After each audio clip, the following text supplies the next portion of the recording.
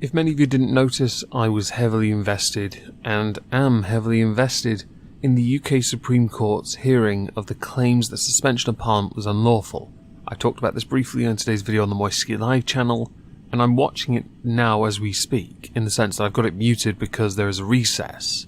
No doubt this is going to get very, very spicy. So to break from that, I thought instead I would shill two things and get into a completely different subject that I can't believe has reared its ugly head. To the shilling. Moistonia Live new video, link below, and I'm streaming Euro Truck Simulator on Omegon Plays at 9 PM GMT today. Link to both, description. Please consider checking the video out and joining me for the stream. I'd appreciate it. Now the subject is going to cover the gender pay gap. I know.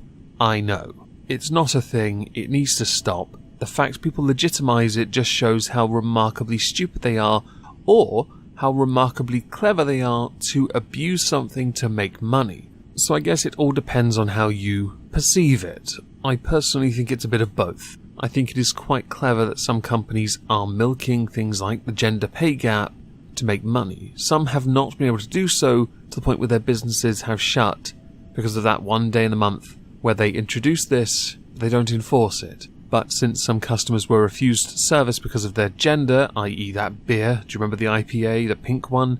Yeah. And the cafe in, I believe, Australia, they got into trouble, some of which have gone out of business, the cafe, not the beer. Then there was the feminist library as well in Portland, I believe it tried to do something similar, or bookstore or something. It failed miserably because of how they marketed it towards an audience that were too busy complaining anyway to go and read a book. Well, let's skip ahead a bit to Hasbro. Hasbro have created a number of different monopolies over the years. I'm sure everyone's played Monopoly. I'm sure everyone remembers the frustration of playing Monopoly. I would rather play Risk than Monopoly because it just gets messy. It gets messy and there are arguments. It is utterly pointless. But people do it anyway, and they do it over and over again, to the point where Monopoly is very, very popular still to this day. I do believe I have a Monopoly set in the loft, right in the back corner, near where the mould is, because that's the best place for it. To grow bacteria, that is. Hasbro has come up with a new Monopoly. They've come up with a few, as I said. The newest one, though, is to deal with the gender pay gap debate, with the new Miss Monopoly. Now, I had thought this was a Poe. I really, really did. And I was disappointed to find out it is not. So addressing the gender pay gap comes down to changing the rules of the game, because that's how you achieve equality, everyone. I love that as I'm saying that into my microphone, I'm doing the OK hand gesture and waggling it like jazz hands. I can't tell if I'm being racist or triggered.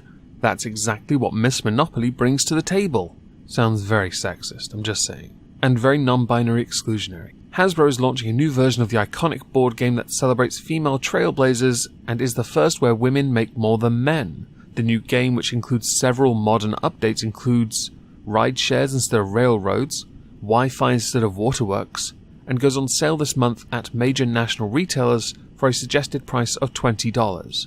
I'm almost certain those pre-order sales are going to go through the roof.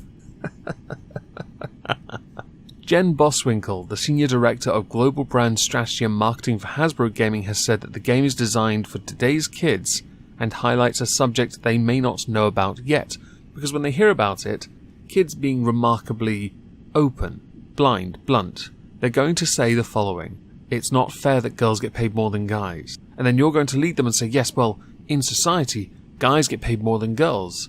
And then they have to wait until they're a little bit older to fully comprehend what is actually going on. You are manipulating children. Also, children shouldn't play this game, honestly. The fights that will happen, oh dear lord, it's going to be nuts.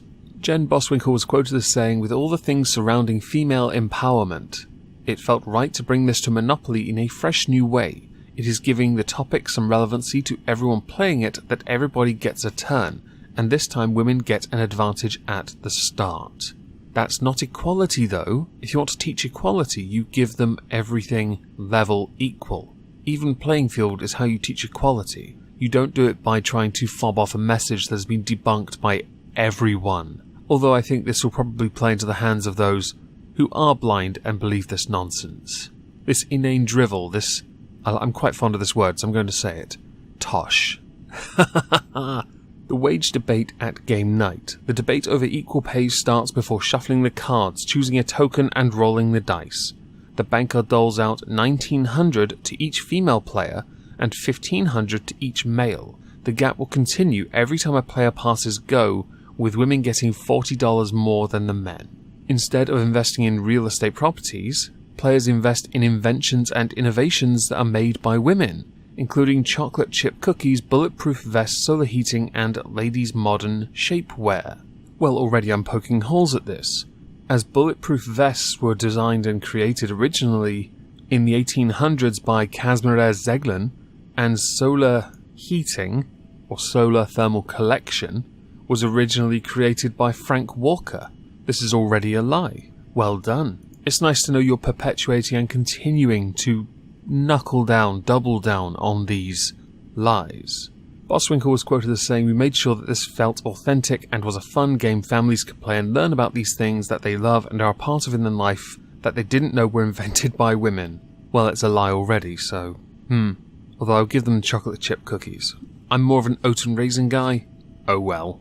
Other updates into the game also included new tokens that include a white hat, a watch, a barbell, a glass, and a jet plane. That white hat is very racist, I'm just saying. And while the white hat might conjure up thoughts of Olivia Pope from Scandal, Bosswinkle said it's to symbolise Mr. Monopoly passing his top hat to his niece. Press X to doubt. Families can choose to give everyone the same amount if they choose, and it's also possible that boys still win the game. It is possible that boys could still win the game. A lot of it does come down to that precious dice roll after all. How one perceives the board and where they want to choose to invest. Guys might have an advantage. Girls might equally have an advantage too if they already know the best places to rule the roost, or which side of the board they want to control, or sides if they wipe someone out and take all their assets. To celebrate the new game, Hasbro has surprised 3 female inventors with $20,000 in real money, with some of the inventors creating devices that detects lead in drinking water, which I think is absolutely fantastic. You'll find in the UK, that's basically all our water.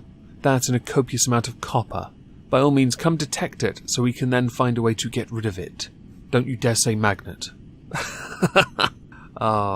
With this kind of game, I'm a bit apprehensive, because it is already, as I stated earlier, teaching kids to believe a lie, and a couple other lies as well that was made in the statement by Bosswinkle. Personally, I don't want to lie to people. I want them to know all the facts. I want them to fully understand what is going on, which is why children should not be introduced to this kind of thought, because they're not going to understand the bigger scope.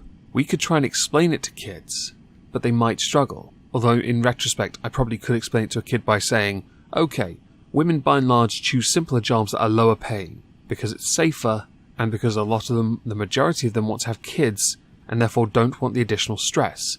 Guys, for generations, have taken the stress, because they are the ones that have had to do that. Now, of course, as we are moving towards a more equal society without having to tear guys down in the first place, because if you do, you're not attaining equality at all, you're attaining a very short-term victory which does nothing but denigrate the existence of others to make someone else feel better. That is not equality.